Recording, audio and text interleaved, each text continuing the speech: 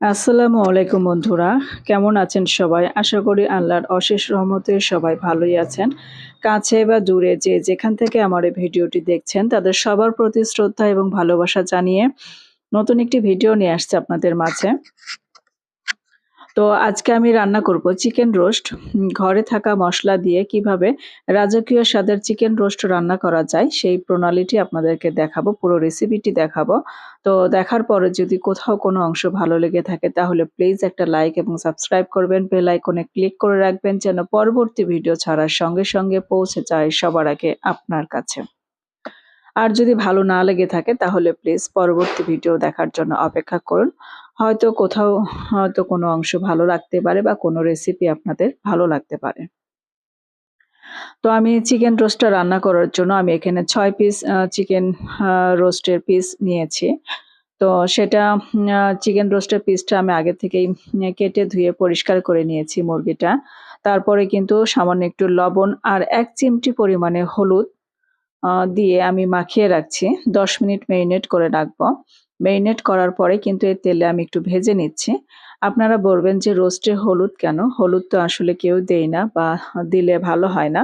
তো আমি একটু হলুদ দিলাম একটু কালারের জন্য, সামান্য একটু হলুদ দিয়েছি শুধু কালারের জন্য। আপনারা যদি হলুদটা এভয়েড করতে চান তো সেক্ষেত্রে আপনারা ফুড কালার ব্যবহার করতে পারেন বা ফুড কালার, হলুদ দুটোই যদি কেউ এভয়েড করতে চান তাহলে সাদাই রান্না করবেন, সমস্যা নাই। তবে সাদাটা দিলে আমার কাছে একটু সাদা, সাদা ফ্যাকাশে দেখা যায়। তার জন্য কিন্তু একটু হলুদ দিয়েছি। দেখতে ভালো লাগার জন্য। তো কারো যদি ভালো লাগে তাহলে দিবেন। আর যদি ভালো না লাগে তাহলে আপনারা এটা স্কিপ করতে পারেন। তো দেখতে পাচ্ছেন আমি কিন্তু মিডিয়াম আঁচে মুরগির পিসগুলো কিন্তু ভেজে নিচ্ছি। আমি বেশি শক্ত করে ভাজবো না। বেশি শক্ত ভাজতে গেলে কিন্তু উপরটা শক্ত হয়ে যাবে এবং সিদ্ধ হয়ে যাবে বেশি। তো যাই হোক এপিঠ-ওপিঠ করে আমি হালকা একটু ব্রাউন করে ভেজে নিচ্ছি। ৬ পিসই দেখতে পাচ্ছেন। এই যে বুকের পিস ৬ পিস আছে আর ৩ টা রান। এই মিলে হচ্ছে ৬ পিস। তো এই যে এরকম হালকা ব্রাউন করে ভেজে নেবেন। হালকা ব্রাউন করে ভেজে নিলে আমার কাছে চিকেন রোস্টটা খুব টেস্টি হয় খেতে। তো চিকেনগুলো ভাজা হয়ে গেছে। এখন আমি কড়াইতে একই কড়াইতে তেল কিন্তু আমার আছেই। ওই একই তেলে কিন্তু আমি একটা তেজপাতা মাঝখানে ছিঁড়ে দিয়েছি এবং তেজপাতার ফ্লেভারটা যখন ছাড়তে শুরু করেছে আমি কিন্তু তখন পেঁয়াজ বাটা দিয়েছি। আমি এখানে 1/3 কাপ পরিমাণে পেঁয়াজ বাটা দিয়েছি। পেঁয়াজটা ভালো করে বেটে নেবেন ব্লেন্ডারে, তাহলে পেঁয়াজ বাটা যদি আপনার বেশি মসৃণ হয় তাহলে চিকেন রোস্টের যে গ্রেভিটা সেই গ্রেভিটাও কিন্তু অনেকটা মসৃণ হয়। আমি এখানে রাজকীয় স্বাদ আনার জন্য ১ চা চামচ পরিমাণে উঁচু করে ১ চা চামচ পরিমাণে কিন্তু ঘি দিয়েছি। এখানে ঘিয়ের পরিমাণটা আপনারা বাড়িয়েও দিতে পারেন বা স্কিপও করতে পারেন। আপনাদের ঘরে যদি ঘি দিয়ে থাকেন তাহলে ঘিটা দিয়ে রান্না করার চেষ্টা করবেন। আ ঘিটা দিয়ে একদিন রান্না করে দেখবেন আসলে এর টেস্টটা অনেক গুণে বেড়ে যায়। এইজন্য কিন্তু আমরা বলি যে রাজকীয় স্বাদের চিকেন রোস্ট। এখন আমি যে বাটা মসলাটা দিচ্ছি, আপনারা যারা আমার নিয়মিত আমার রেসিপিগুলো দেখেন, ভিডিওগুলো দেখেন, তারা দেখে থাকবেন আমি কিন্তু আদা, জিরা এবং রসুন একসঙ্গে বেটে রাখি। সেই বাটা মসলা থেকে আমি কিন্তু ৩ চা চামচ পরিমাণে দিয়ে দিলাম। উঁচু, উঁচু করে ৩ চা চামচ পরিমাণে আদা, জিরা এবং রসুন বাটা দিয়েছি।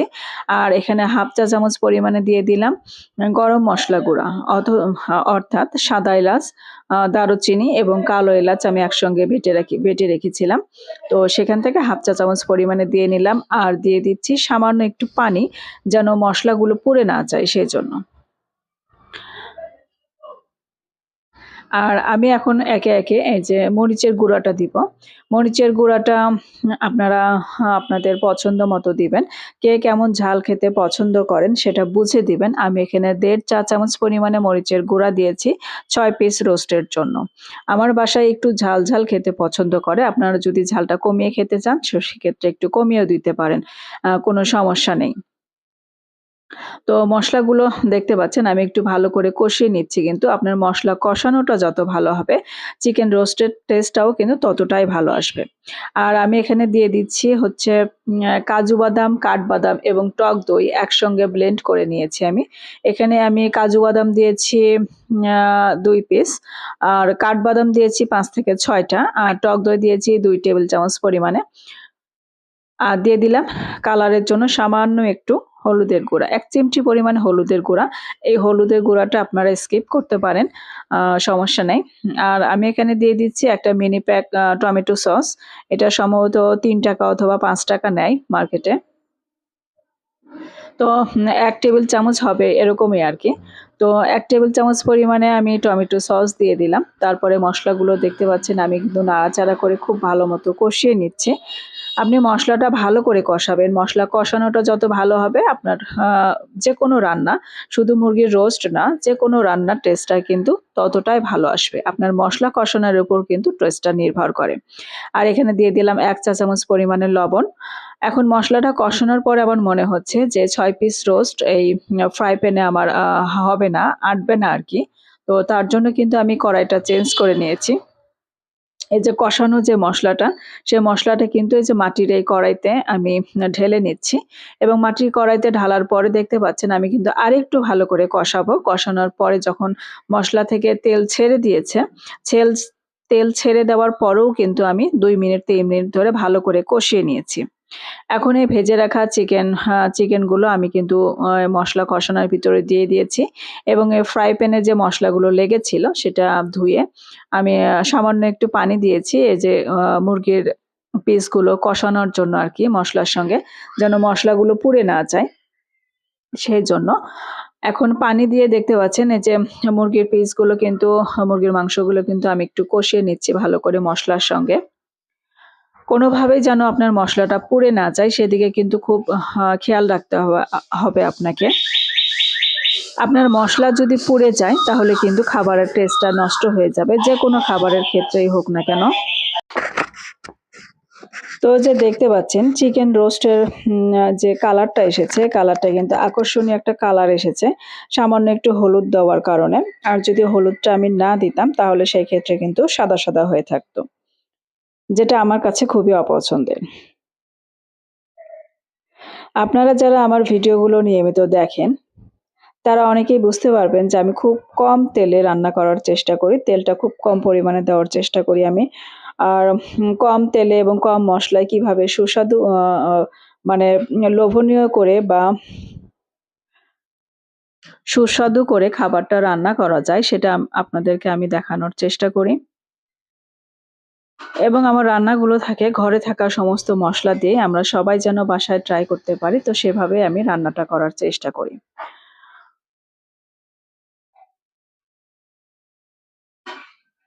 আমার এই চ্যানেলটায়, ছোট্ট চ্যানেলটা একটু, একটু করে এগিয়ে যাচ্ছে আপনাদের ভালোবাসায় এবং আপনাদের অনুপ্রেরণায়। আপনারা যে আমাকে সাপোর্ট করেছেন, আমাকে লাইক দেন বা আমাকে পছন্দ করেন, তো সেটার জন্যই হয়তো একটু, একটু করে এগিয়ে যাওয়া। তাছাড়া হয়তো YouTube এর এই এত বড় প্ল্যাটফর্মে আমার টিকে থাকা সম্ভব হতো না বা টিকে থাকতে পারতামও না। তো যেটুকু এগিয়ে যাচ্ছি আপনাদের ভালোবাসায়, আপনাদের সাপোর্ট পেয়েই আসলে এগিয়ে যাচ্ছি। তো আপনারা এভাবে আমাকে সাপোর্ট করবেন। আমি যেন আরো অনেক দূরে এগিয়ে যেতে পারি। তো আমার এই ভিডিওগুলো আপনাদের কার, কার কাছে ভালো লাগে কমেন্ট করে জানাতে কিন্তু ভুলবেন না। আর আর যদি এতটুকু ভালো লেগে থাকে তাহলে প্লিজ একটা লাইক এবং সাবস্ক্রাইব করবেন। বেল আইকনে ক্লিক করে রাখবেন যেন পরবর্তী ভিডিও ছাড়ার সঙ্গে, সঙ্গে পৌঁছে যায় সবার আগে আপনার কাছে। আর আমার গ্যাজেট তানভীর বিডি নামে একটি পেজ আছে। আপনারা চাইলে সেই পেজটিতে আপনারা ঢুকতে পারেন এবং আপনাদের পছন্দের পণ্য যদি পেয়ে যান তাহলে সেখান থেকে আপনারা নিতে পারেন। আর এখন আমি ১ চা চামচ পরিমাণে ঘি দিয়ে নিচ্ছি আবারও একটু ফ্লেভারের জন্য। ঘিটা আমি প্রথমে তো ১ চামচ উঁচু করে ঘি দিয়েছি। ঘিটা দেওয়ার ফলে রান্না শেষে কিন্তু ঘিয়ের ফ্লেভারটা কমে আসে এবং এখন নামানোর ঠিক ১ মিনিট আগে আমি ১ চা চামচ ঘি দিয়ে আবার একটু ঢাকনা দিয়ে ঢেকে রাখবো, যেন ঘিয়ের ফ্লেভারটা পুরো রোস্টের মধ্যে ছড়িয়ে যায়। তো এই ঘিটা দেওয়ার কারণে কিন্তু চিকেন রোস্টের যে স্বাদটা এবং এর যা লুকটা এসেছে তা কিন্তু রাজকীয় স্বাদের এসেছে।